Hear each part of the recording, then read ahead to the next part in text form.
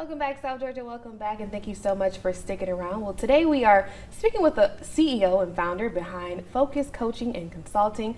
Ms. Marica Floyd is not only a grief coach, but has become an author, and she's here now to give us an update of some events she's hosting that we can look forward to. So, Ms. Marica, always a pleasure when you come on Town and Country. Welcome back. How are you doing? Thank you. I'm wonderful. It's always a pleasure to be here, and thank you always for having me. Of course. All right, so last time you were here, you had just released your guided grief journal to Loss with Love. Yes. Tell me about the impact your journal is having on the readers. Alicia, this is why I wrote the book, but to know and to see the impact that you expected, I'm still taken aback. Yeah. Let me tell you, so it's really allowing people to start conversations within their families, within their friends and their circles. They're able to connect the dots to why they behave the way they behave, why they think the way they think, why they move the way they move. Wow. Grief is impacting their interactions. They're able to see, I'll give you one example. This was the biggest one that brought tears to my eyes. I had a client who was able to realize, hey, I'm grieving a family that I have, but the dynamic that I miss. And that's impacting the way I show up for my wife. Wow. Because her family is so close. Wow. So it's starting conversations. Yeah. So do you allow your clients to kind of read the book or kind of look at different pages of the book that you feel that will resonate with what they are going through at the time? I do, but this is how it works. I've been teaching from this journal before this journal was even published. Oh. Because this is how I work. I had one person on Amazon who left a review. 2 people actually said this is therapy in a book in written form.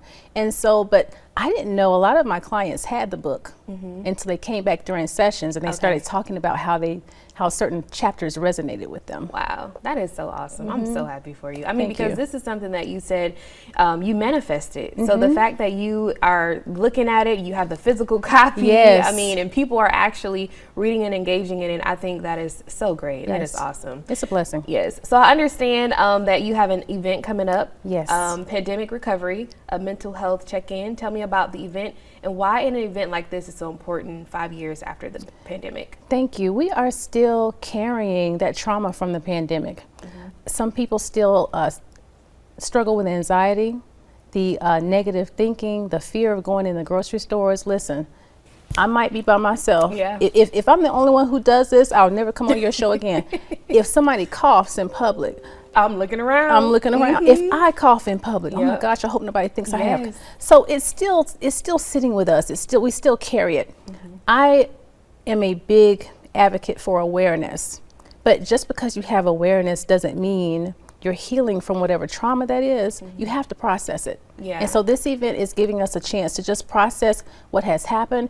Everyone didn't lose a loved one, but a lot of people did. Our city was on the national news. So what are we doing with that? Yeah. What are we doing with that? We're still carrying that in many ways. So I've been able to partner with EEI Ministries and Pastor Lawrence Floyd. He's been an amazing person in my life. He and his wife and his church. And so he's opened up his church to allow me to have the platform to make this event possible. Wow, that is so awesome. So tell me, as a grief coach and just as a life coach in general, what is one thing during the pandemic that you've seen that was very constant with your clients or just people around you?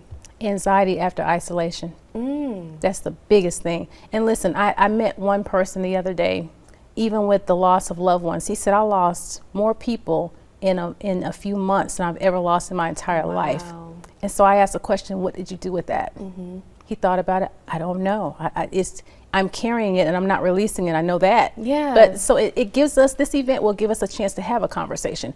I am here, you all, in Albany, Georgia, surrounding areas to normalize the conversation. When we can talk about it, we can become aware and process it and heal from it. Yeah. Now, Ms. Marica, one of my prayers have always been since I started this show is to make the connections. And thankfully, the Lord has been able to connect the dots with so many different people. Yes. And so I'm happy that you have shared, some of your story and said that Town and Country has allowed you to connect with like-minded individuals. So can you tell me about that experience? Yes. What has that been like? I connected with an individual. She's a mother and she lost her son to gun violence. in 2018. And so she has a foundation, Mothers Without Sons. And so she was watching your show and was inclined to contact me. And she's having an event. I'll be here next month to talk more about that event. She's having an event for mothers who lost their sons to gun violence.